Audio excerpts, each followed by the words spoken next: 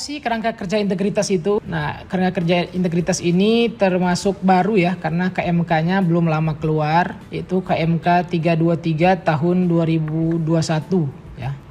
Nah, ini dasar hukumnya. Nah, kita akan bukan membahas ya, ini sosialisasi, berarti saya akan mensosialisasikan ya terkait 3 poin.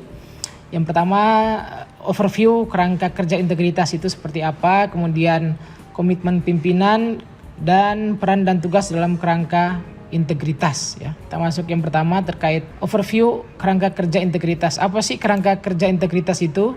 Nah, kalau kita lihat kan kerangka itu bahasa Inggrisnya framework ya, istilah kerennya. Jadi kerangka kerja integritas itu adalah sebuah kerangka yang sistematis dan komprehensif ya, dalam rangka meningkatkan integritas dan mencegah korupsi. Jadi tujuan utamanya itu kita meningkatkan integritas dan mencegah korupsi. Akhirnya dibuatlah sebuah kerangka ya yang dinamakan kerangka kerja integritas. Nah, ini manfaatnya apa sih kerangka kerja integritas ini? Ya, sebagai acuan bagi pimpinan maupun pegawai.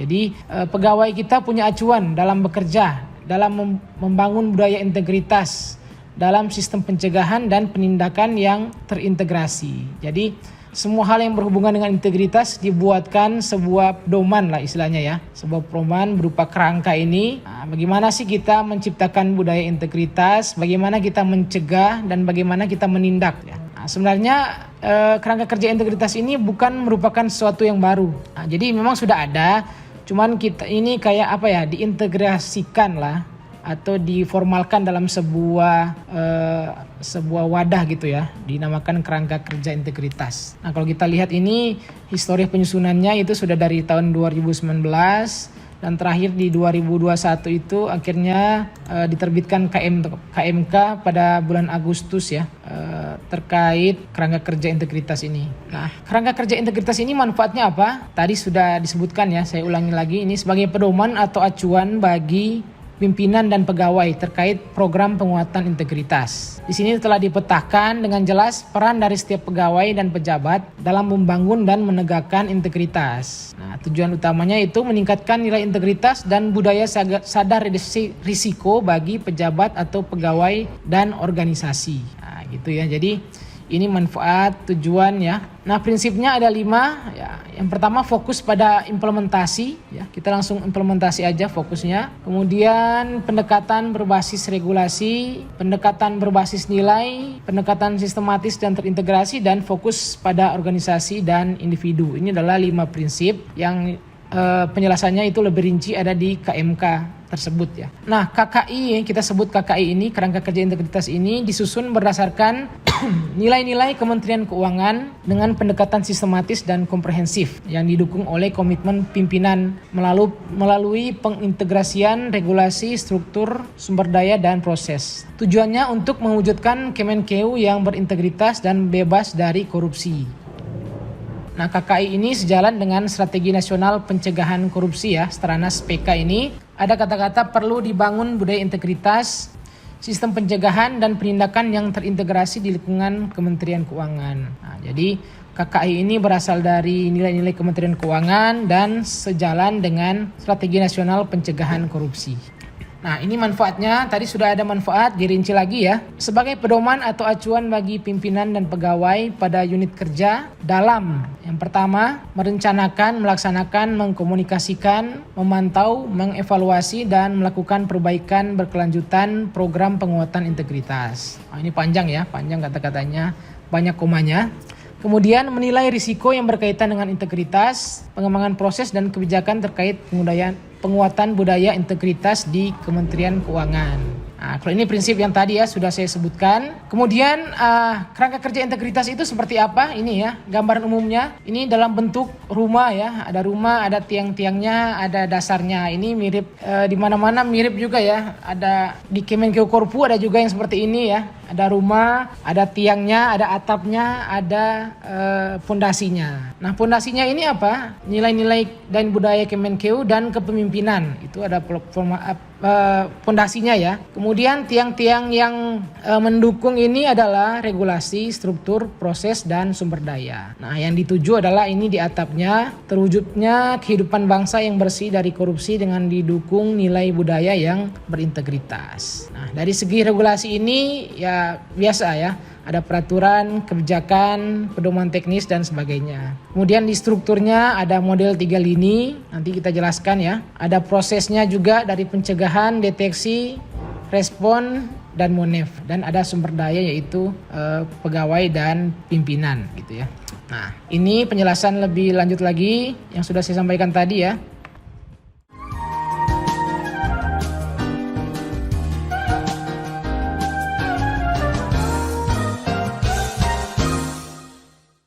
Tadi sudah disebutkan bahwa pondasinya adalah komitmen pimpinan. Pimpinan di sini berarti kalau di Satker kita adalah Pak Marianto ya. Nah, apa sih yang harus dilakukan pimpinan kita dalam rangka kerangka kerja integritas ini? Nah, ini ada 9 hal yang perlu dilakukan pimpinan dalam rangka mendukung kerangka kerja integritas. Yang pertama, pimpinan itu harus memberikan teladan ya. Teladan terkait apa ya? Terkait integritas. Memahami dulu ya, jadi pemimpin kita harus paham dulu. Kemudian menerapkan berbagai pedoman dan perangkat, kemudian menjadi teladan, mengajak dan menginternalisasi penguatan integritas di lingkungan Kemenkeu. Event-event seperti ini adalah salah satu bentuk komitmen pimpinan ya. Kita memberikan sosialisasi setiap bulannya, kemudian lewat medsos juga ada gitu ya. Dan teladan yang lain itu dalam berperilaku gitu ya, perilakunya pimpinan. Kemudian pimpinan juga perlu mengevaluasi kebijakan dan memastikan tata kelola yang baik. Nah, jadi kalau ada evaluasi terkait kebijakan ini harus dilakukan secara terus-menerus. Jadi dipastikan juga tata kelola kita baik sehingga bisa memitigasi risiko fraud. Kemudian yang ketiga itu pimpinan harus menginternalisasi integritas. Nah, internalisasi ini banyak caranya ya, salah satunya bisa juga dengan ini kita melakukan sosialisasi, kemudian kita praktekkan gitu ya, ataupun dalam hal-hal yang lain ya, yang bisa kita lakukan. Kemudian pimpinan itu harus bisa menerapkan budaya malu. Malu ini terhadap apa malunya? Malu-malu kucing atau malu-malu apa? Jadi kita harus malu kalau kita melanggar integritas, malu kalau kita korupsi gitu. Jangan malah bangga kalau korupsi atau jangan malah bangga jika melanggar aturan. Jadi integritas ini harus dimiliki pimpinan gitu ya. Nah, pimpinan pun harus bisa mengidentifikasi dan memitigasi benturan kepentingan. Kemudian pimpinan itu harus open minded ya. Nah, ini open minded ini terbuka pikirannya, membuka diri dari apa?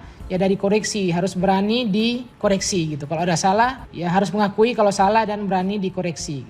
Apalagi hal-hal yang berkaitan dengan integritas ya. Jadi koreksi ini bukan hanya terkait pekerjaan tapi juga terkait integritas ya utamanya. Kemudian pimpinan juga harus mendukung UKI. Nah, UKI di sini saya sendiri ya, ada anggotanya, ada Mas Romi dan Mas Ri juga termasuk UKI ya. Jadi UKI di BDK ada saya, Mas Romi dan Mas Ri. Nah, pimpinan ini harus mendukung pelaksanaan tugas dari UKI. Kemudian pimpinan juga harus melaporkan dan menindak pelanggar integritas ya, melapor dan mengambil tindakan sesuai ketentuan yang berlaku jika terjadi pelanggaran integritas. Kemudian pelapornya harus dilindungi. Yang terakhir ini dari segi perilaku pimpinan, yaitu mengembangkan perilaku kepemimpinan berbasis integritas secara komprehensif sebagai bagian proses asesmen promosi dan mutasi pimpinan. Nah, ini ya, jadi ada 9 hal yang harus dimiliki pimpinan. Jadi ini 9 hal ini saya titipkan ke Pak Marianto ya sebagai pimpinan kita, bahwa ini untuk mendukung kerangka kerja integritas ini 9 hal ini perlu dimiliki dan sepertinya sudah, kalau kita lihat secara umum ya sudah ya insya Allah lah Pak ya, sudah semuanya sudah dijalankan gitu.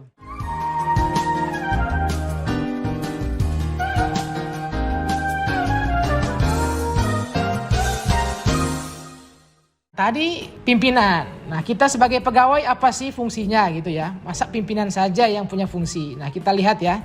Nah, dalam kerangka integritas ini ada namanya model 3 lini. Nah, ini sudah seringkali ya, berulang kali disampaikan bahwa dalam menjaga integritas, dalam mencegah korupsi, dalam kepatuhan internal ada namanya 3 lini ya, model 3 lini. Nah, yang pertama adalah pelaku utama. Pelaku utama ini adalah pimpinan, manajemen dan seluruh pegawai di unit yang bersangkutan. Nah, ini berarti yang berhak atau yang bertindak paling pertama dalam mencegah korupsi, dalam melaksanakan integritas itu sebenarnya adalah ya kita sendiri sebagai pegawai gitu, termasuk pimpinan gitu ya. Jadi lini pertama ini adalah ujung tombak, mereka lah yang diembankan tugas ya paling pertama untuk mencegah korupsi, untuk melaksanakan kerangka kerja integritas. Kemudian selanjutnya apa? Ya ada lini kedua sebagai pendukung lini pertama ya. Jika mungkin terjadi hal yang nggak sesuai gitu ya, ada lini kedua yang bisa mengatasinya. Nah, siapakah lini kedua ini? Lini kedua adalah UKI, Unit Kepatuhan Internal, ya, atau unit lain yang melaksanakan fungsi KI. Kalau di kita berarti ada di subbagian TU dan KI gitu ya. Kalau anggota resminya ada saya, Mas Romi dan Mas Ri. Nah, kalau lini kedua tidak mampu juga untuk mencegah korupsi atau melaksanakan kerangka kerja integritas ini, barulah pergi ke lini ketiga. Nah, ini adalah Itjen atau SPI-nya BLU ya. Kalau di STAN ada namanya SPI ya. SPI BLU. Nah, gitu ya. Jadi dalam mencegah korupsi dalam kerangka kerja integritas ini ada namanya model 3 lini ya. Di mana ujung tombak dalam mencegah korupsi itu sebenarnya adalah di lini pertama. Jadi kalau ditanya siapa yang bertugas mencegah korupsi? Bukan Itjen, bukan UKI. Yang paling utama adalah lini pertama yaitu pelaku utama, manajemen dan seluruh pegawai. UKI itu hanya mendukung ya jika terjadi sesuatu yang tidak diinginkan. Kalau masih nggak bisa juga barulah ke Itjen dan sebagainya. Ada BPK dan lain-lain ya. Nah itu ya. Nah tadi kan peran pimpinan sudah ya. Sekarang peran lini pertama ya. Kita semua sebagai pegawai dan para pimpinan eselon 4 sebagai manajemen gitu misalnya ya. Nah tugasnya apa? Nah ini ada tugas-tugas dari lini pertama di 4 bagian ya. Yang pertama pada bagian pencegahan, apa yang harus dilakukan kita sebagai pegawai, yaitu induksi penguatan integritas, kemudian manajemen risiko dan RCM, kemudian memberikan contoh penerapan integritas, ada juga profiling ya, pengendalian internal dan penanganan gratifikasi dan benturan kepentingan. Ini pencegahannya. Kemudian dalam mendeteksi bagaimana yang harus kita lakukan? Ya, kita harus melaporkan jika ada penyimpangan. Memanfaatkan FRS. FRS ini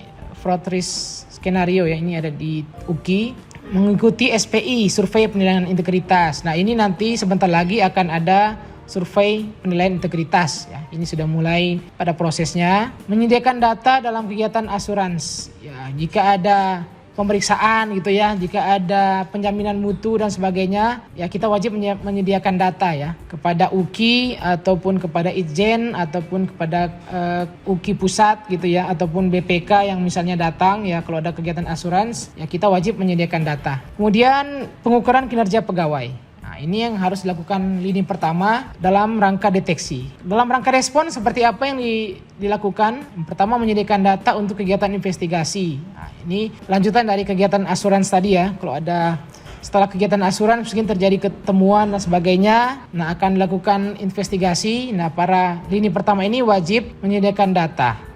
Tidak boleh menolak. Kemudian menjatuhkan hukuman disiplin ini jika yang melakukan adalah pada manajemen ya. Menyelesaikan kerugian negara jika terjadi kerugian negara gitu. Misalnya terbukti korupsi atau terbukti TGR dan sebagainya, itu kita wajib menyelesaikan kerugian negara tersebut. Nah, dalam rangka Monef ini wajib melakukan penilaian mandiri terhadap efektivitas penguatan integritas ya. Kemudian dipetakan area rawan. Ini sebagian besar juga tugas dari UKI juga ya, tapi awalnya dimulai dari lini pertama. Rekomendasi hasil pengawasan dan dokumentasi hasil penguatan integritas. Nah, kira-kira seperti itu ya. Tugas dari lini pertama, yaitu kita, para pegawai dan manajemen.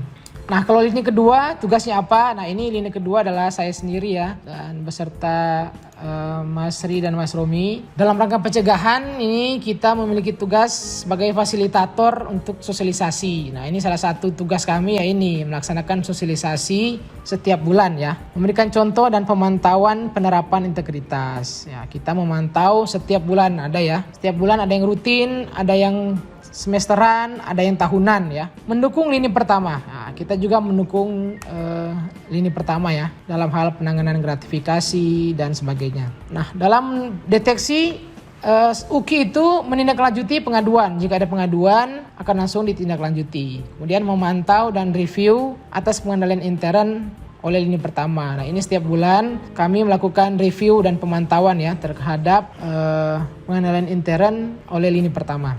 Kemudian mendorong lini pertama menyediakan data untuk kegiatan asuransi ya. Jika ada pemantauan ya silakan disediakan datanya. Nah, dalam respon lini kedua ini mendorong lini pertama. Jadi ketika ada pemeriksaan ya kita yang mendorong ya lini pertama untuk menyediakan data jika diperlukan. Kemudian UKI juga bisa melakukan investigasi jika ada indikasi-indikasi fraud gitu ya. Dan mendukung lini pertama dalam proses penjatuhan hukuman disiplin.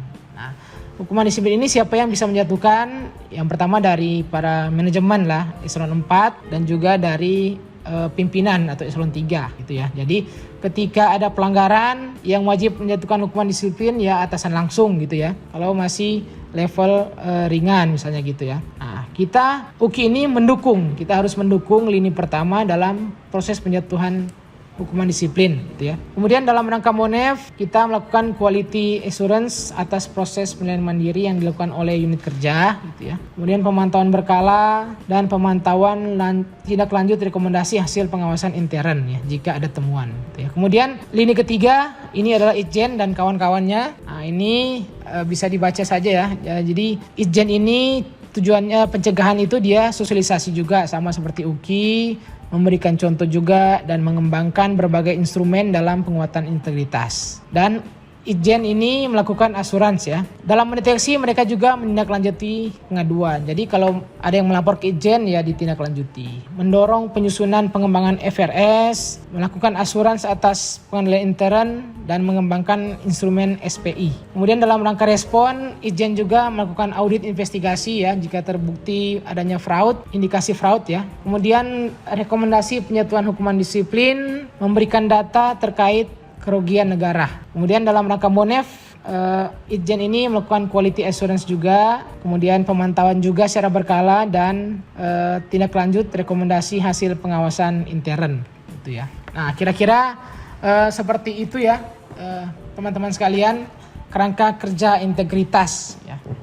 Semuanya hanya singkat saja memang ya karena pendek saja. Jadi kerangka kerja integritas ini diharapkan bisa dilaksanakan oleh semua pihak ya. Mulai dari pimpinan sebagai pondasinya dan juga manajemen dan seluruh pegawai sebagai tadi tiang-tiangnya ya sebagai strukturnya. Nah gitu ya teman-teman.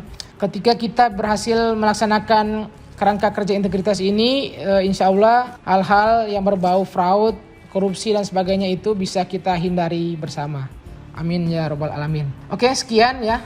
Sekian sosialisasi kami dari UKI terkait kerangka kerja integritas. Kemudian jika mungkin ada pertanyaan atau saran, masukan dan sebagainya kami persilahkan. Izin Pak Agus. Siap Pak. Ya, baik. Terima kasih Pak Agus. Saya sebagai pimpinan di Predikat Keuangan Pontianak. Yang satu, terima kasih Pak Agus selaku ya unit kepatuhan internal BDK Pontianak juga sekaligus unit pengendali gratifikasi. Jadi pada dua hal ini saya harus tunduk sama Pak Agus ya. Jadi terima kasih sudah memberikan sosialisasi terkait dengan kerangka kerja integritas. Karena KI itu secara fungsional ya, bukan struktural ya. Secara fungsional itu dia bertanggung jawab langsung ke KI dan badan. Memang secara struktural terus di bawah saya, tetapi secara fungsional itu dia di bawah kekuatan internal dari unit eselon 1. Jadi ini merupakan concern dari pimpinan. Ini adalah nilai yang dijunjung tinggi ya bagi setiap pegawai ya, terutama pegawai Kementerian Keuangan yang seharusnya menjadi contoh ya terkait penerapan implementasi integritas di lingkungan pemerintahan. Nah, itu yang kedua ya. Kemudian yang ketiga kan tahun 2020 kita juga akan menjadi bagian dari pencanangan zona integritas wilayah bebas korupsi. Nah itu teman-teman sekalian ya, beberapa hal yang saya tambahkan sekaligus ya, ini bahwa kita sangat concern nih Pak Agus ya, sebagai KI saya sangat concern sekali untuk mendukung integritas ini, dan teman-teman sekalian saya juga minta dukungannya untuk senantiasa menegakkan integritas. Terima kasih Pak Agus. Baik, terima kasih atas tambahan dan arahannya dari